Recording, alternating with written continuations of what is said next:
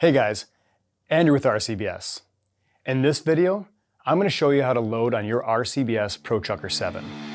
Here's Fred entering his office reloading area with a line of RCBS dies.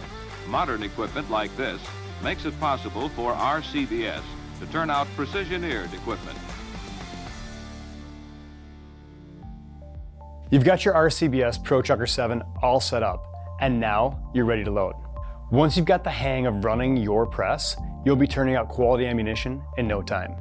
Let's get started with the order of operations. Your first sequence will depend on what you're loading. Let's assume we're loading a case that does not need to be trimmed to length. The first step is to properly lubricate your cases. Insert a case into station number 1. This station, depending on your setup, will size and deprime your case by raising the ram to the top of the stroke.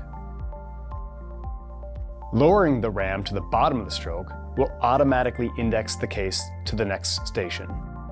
Insert another case at station 1. Station 2 is where two different operations can be performed.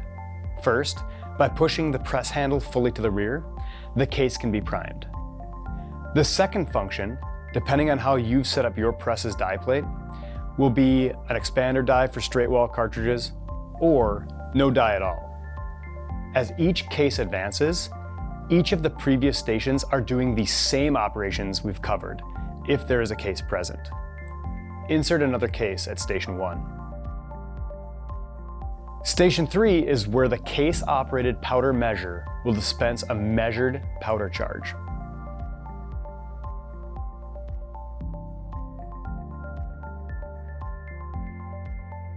Insert another case at station 1.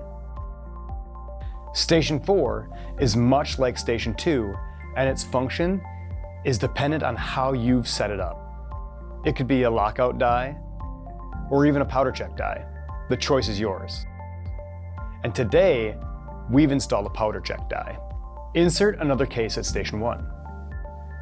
Station 5, again like the previous station, can be set up to meet your needs. A bullet feed die perhaps, maybe a seating die.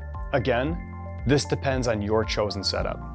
In today's video, we're leaving the station blank. Insert a case at station 1. Station 6 could be a seating die or a crimping die. Unless you're using a bullet feeding die, insert a bullet onto the case at the station your seating die is at.